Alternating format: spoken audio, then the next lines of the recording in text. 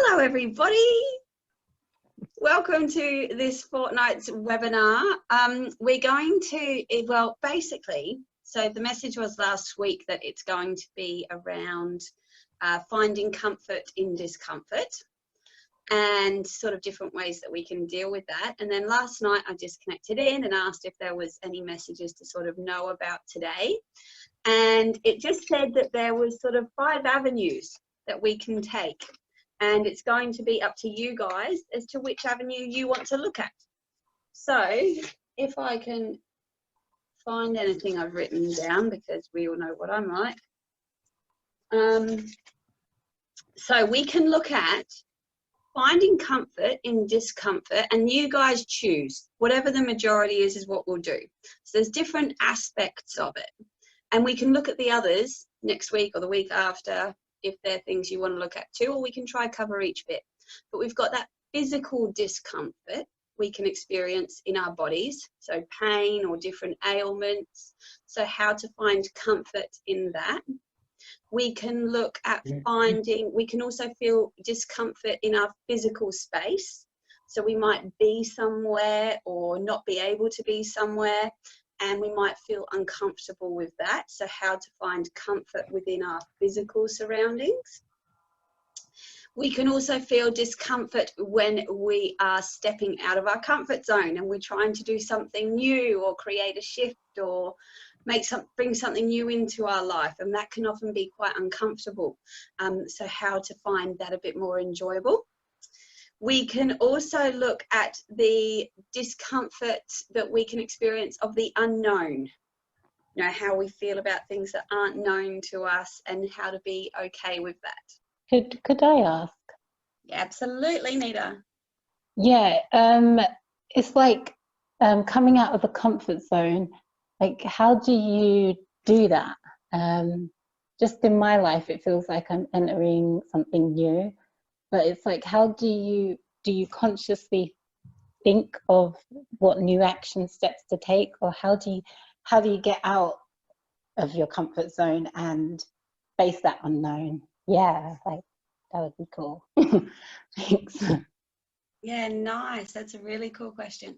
So one of the things, I guess it's one of those things when to know as well, when to take those steps, like you say, into the sort of out of your comfort zone.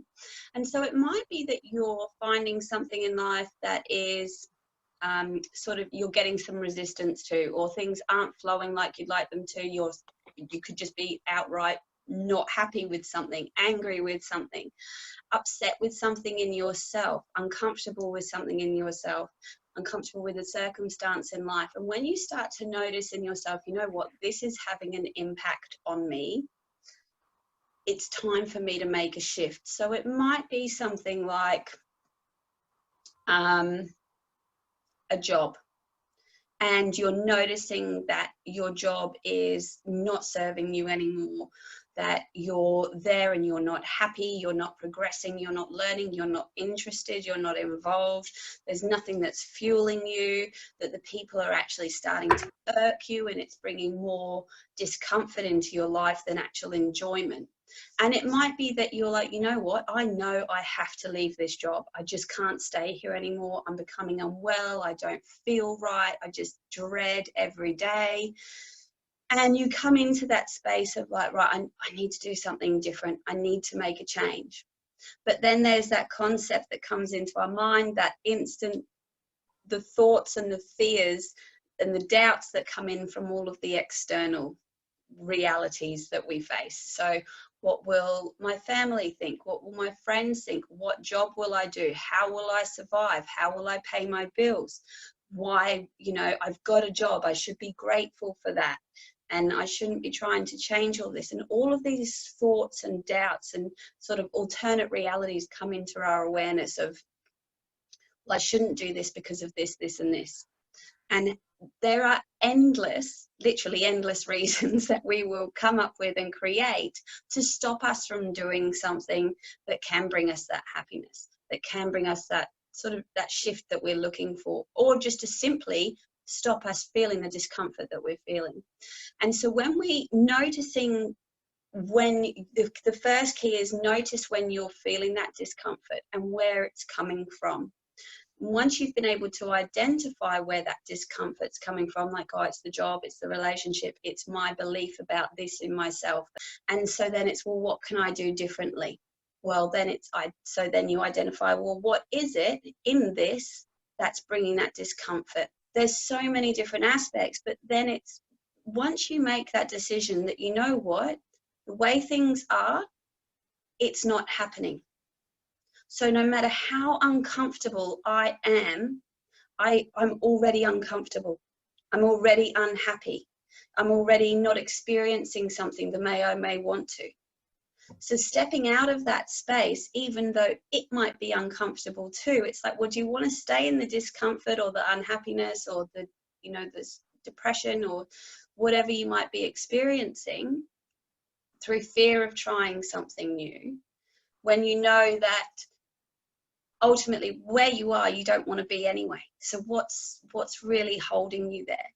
And that's when you can ask yourself things like, what is holding me in this space, in the space of discomfort? What is keeping me here? Is this space of discomfort, say, a job? Is it actually, as much as I don't enjoy it, it offers me so much sort of feeling of accomplishment? It might be that your job makes you really stressed and tense, but actually, as much as you're thinking, it makes me so tense and I've got so much to do and I can't handle it, that might subconsciously be making you feel very accomplished. It might be making you feel very proud. It might be making you feel as though, well, actually, I'm freaking kick ass because I can do all of this, even when it's stressing me out. And actually start asking yourself, what are you really getting out of what you're just uncomfortable with? Because so often we confuse what we're really experiencing to what our thoughts are telling us. And then once you're out of that space and you're starting to take those steps into something new, and something new is always quite daunting, exciting, but it's one of those things that once you've taken that step into either shifting out of an old job or going into a new one, or just making that choice that I don't know that I actually want to do this anymore, just having that awareness, then you can start opening yourself up to the new ideas and then feel what they offer you. And also asking yourself, say it's something like in your job, you like to feel accomplished and you like to feel important. You know, some of us, we might have such high demand on our jobs and we just feel so much pressure. But actually we love that pressure because it makes us feel like we're the important ones and no one can function without us, and how good are we? And we don't know that that's necessarily what we're feeling from it. So if they're the sort of feelings that you're looking to experience, am I feeling accomplished? Am I feeling powerful? Am I feeling in control? And again, everything always comes back to intention. Always, everything always will. Is what is, you know, so say that's what you're feeling. I'm feeling accomplished. Okay, so I like that feeling of accomplishment. Where else would I like to experience that space of accomplishment? And in the job or the new avenue that I'm looking at, what is it that's going to bring me that feeling of accomplishment in that? And so that when you identify that, because say you're doing a job and you're quitting and you're worried, your thoughts are telling you, say, all about money. How am I going to pay this? How am I going to do that? Whereas actually, energetically, it might be more about the fact that you're not going to be feeling a part of a unit or an essential part of a team. And that might actually be what's really holding you back from taking that step. So when you ask yourself that and you acknowledge, well, no, I actually enjoy that aspect, and you find that aspect in something else, all of the other little things like the money, the perspectives, other people's opinions, they'll all fall into place, because ultimately what we're feeling in ourselves is what's going to resonate the strongest. So say it's okay, you've acknowledged and you've recognized that I'm just not feeling comfortable in my job. I don't actually want to be here anymore. It's not serving me. And I do want to make a shift. So then identify the parts of whatever it is you're looking at shifting that do bring you comfort, that do bring you into a space of feeling settled and in a space of knowing. You know, there might be some things in your job where you're just like, I was never really confident at that. But then there might be some aspects of your job where you know you just nailed it better than anyone else. And you had a really strong sense of, I am very good at this. And so, you know, and that's a really beautiful feeling to experience, and to have in yourself that feeling of pride in what you've been able to accomplish and what you can do. And so it might be that your role in losing that job might be that you're nervous or feeling afraid of not being confident, because what you're about to become or start doing, you don't know anything about it. So it's all new to you. So you're going to be in a space of vulnerability and in a space of the unknown. And so looking at those things of what in my current job is it that fuels me? Even though I know I'm not happy, there's still aspects that fuel me. So what are they? And ask yourself the different questions. Well, how do I spend each day? Well, I do this, this, this, and this. Okay, well, what part of that do I enjoy? This and this. Well, why do I enjoy that? Well, because when I'm doing those jobs, I'm getting really, you know, for me, organized freak, love organizing things. So for me, that's the highlight of sort of, you know, when I used to do loads of jobs, was the planning part, the problem solving part, the practicality part. When it came to the literature side or the typing side, not really me.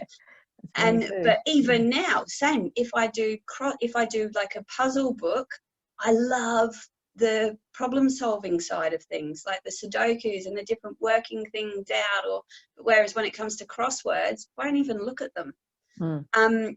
And so there's different aspects of different things that we enjoy. So find the elements that you enjoy and what is it that they bring you, because that's the first thing you want to focus on bringing into your life and shifting into a new space. So then ask yourself, so say you've decided I'm leaving the job, this is what I enjoy about it, this is what I don't, these are the elements I want to keep. Okay, from those elements that I want to keep, am I going into a space where I want to find a new job straight away? Or am I going to be open to having some time out? Is that a possible reality? Even if it's a reality, am I comfortable with the fact that I might not be working or might not do anything for a little while? I don't need to. So, you know, would I be happy to just take some time off? How would that make me feel? Would I be feeling accomplished? All of those sorts of things. And it might be that you're like, no, I'd just be bored and I don't know what to do. But then but you might not have to go back to work. So then asking yourself, well, what in my life, what in my home, what with my friends, what with my family, what with my passions and my hobbies, can I start bringing that feeling of accomplishment into? And then taking the practical steps of which direction do I want to take? And everyone's going to have, and this is sort of where it's good to have different examples, because everyone will have different questions for different scenarios. So you might be in a relationship and you've got certain questions to ask yourself. But I guess the thing is, it's the easiest way to do it is, we've all had conversations with friends before, and we've all had friends in situations that they struggle with. What are the questions we would ask a friend? What are the questions? What are the things we would say to a friend? What are the things that you would think about? What are the different sort of processes that you feel you've got to go through in your mind? Say a friend comes to you, I hate my job, I've got to leave. Okay, cool. Why? Because of this. Okay. What do you want to do? Don't know. All right, well, let's just work on that. What do I want to do with my time? How do I want to spend my time? Do I actually want to go into another full-time job, or do I just want to do part-time? Let's be honest with ourselves about that. Do I want to actually work somewhere else, or do I want to work from home? Do I actually want to start my own business? I've always had this idea. Is that something I'd like to pursue? I've always loved my friend's company, and she's been, you know, making these beautiful bouquets, and I've always loved the way that she makes flowers, and it always looks so stunning. That's something I'd love to learn. Maybe I'd like to go learn about that. But the more, I guess, the simplest way to know the next steps to take is asking yourself the questions as to what is your intention into what you're doing? What's your direction? What's your purpose? And then find the things that correspond to those answers. And then once you've found that, then you can start making the practical steps. Well, I want to start my own business. Well, what does it want to be about? It wants to be about this. Do I need to worry about customers now, or do I need to think about foundation? Well, what's the beginning steps? Okay, well, I need to do this, this, and this. Well, before we do that, do we actually just need to come up with a name? Might be you're stuck on finding a name for a month, and the name's not actually going to present itself for 6 weeks down the line. So get on with other things. Asking yourself, what are the practical steps in order to take this? If I want this job, I know I want that job, I want to do that. Well, are there any qualifications I need in order to do that? Are there certain things I need to know? This is a company I've always wanted to work for. Okay, well, let me investigate that company, find out more about that company, what they do, and then let me contact them. So it's all about, I mean, every avenue is going to, and every situation is going to have different questions to ask, but the key is ask yourself questions.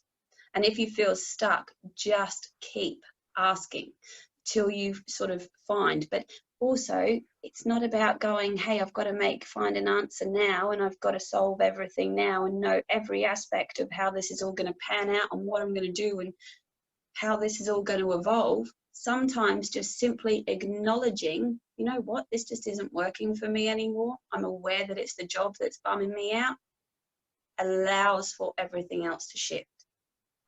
Just the knowing that actually this just isn't for me anymore.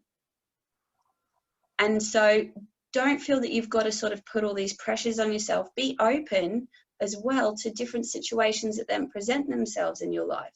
Often once we make a decision for ourselves, it sends that energy out. The universe is, you know, it's a very intelligent energy. It knows what it's doing. And once we make that choice, it allows for everything else to fall in place. It's sort of like when I was saying to you earlier, Karen, and Mum was there when I was sick. They said, you know, the first sort of 3-4 days, every day, the doctors would come in and they'd just be like, expect you're not leaving the hospital. You're likely to die. And then it wasn't until Mum will be able to tell me whether it was the 3rd or the 4th day that she finally left the hospital, and the doctor had come in that morning and we'd had the conversation of, Mum had said to him, no, I had said to the doctor, so I'm good though, aren't I? Because I'm in the hospital, so I'm good. And then Mum's like, it can't get worse, can it? And he's like, no, it can get much worse. He's like, we still don't know that you're going to live. It could mean that you end up blind. It could mean you end up deaf. It can still get much worse.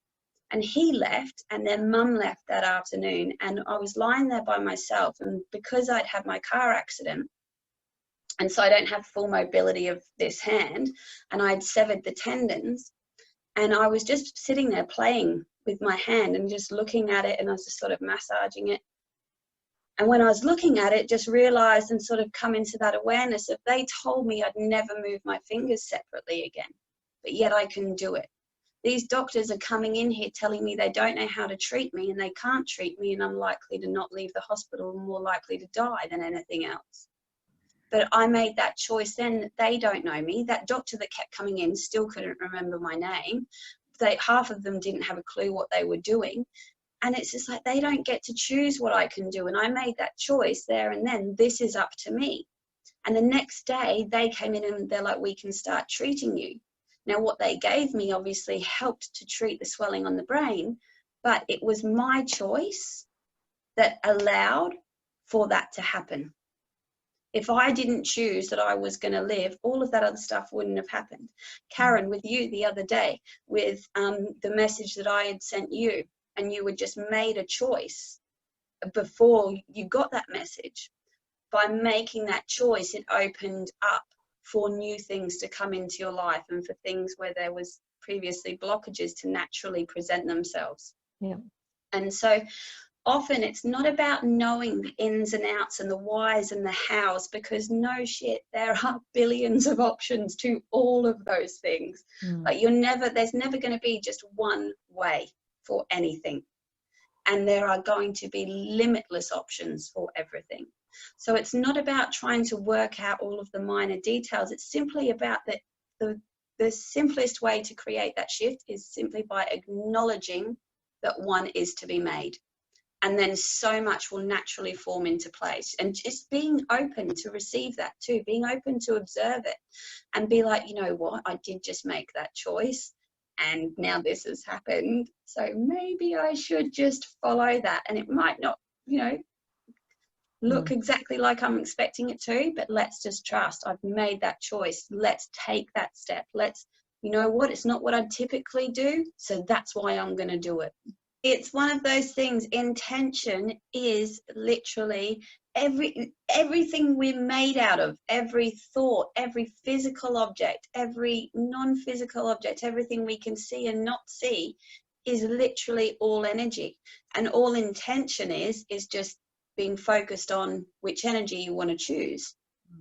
And so ultimately everything will always come back to that intention of you set a clear intention for yourself and you will receive.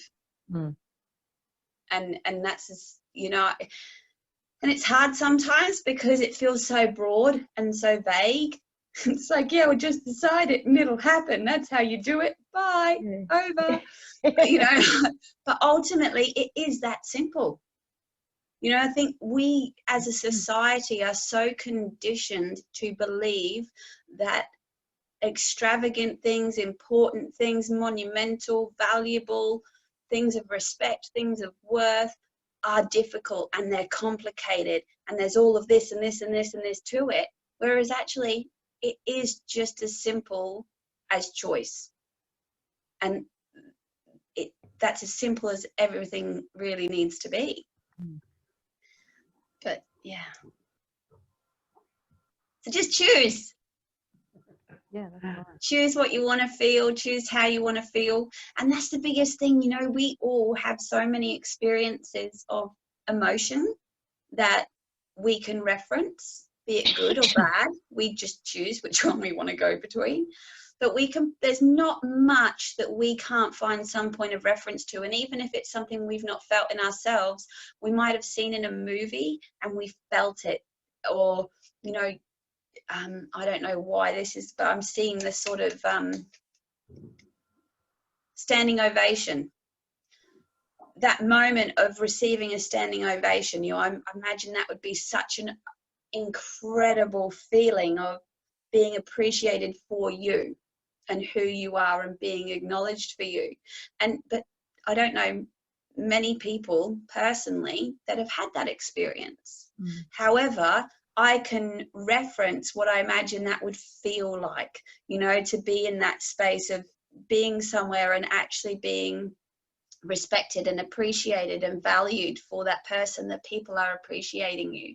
And you don't necessarily have to have had the physical experience of something to understand the emotion that would go with it or the energy that would come from it.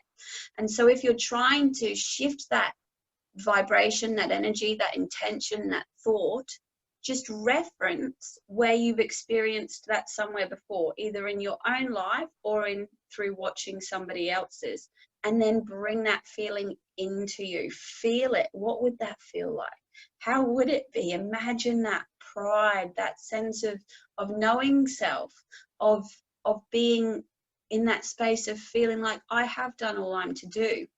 So yeah, so it's not necessarily about, you know, only what we've experienced that we can feel. It's, you know, we experience things in many different ways.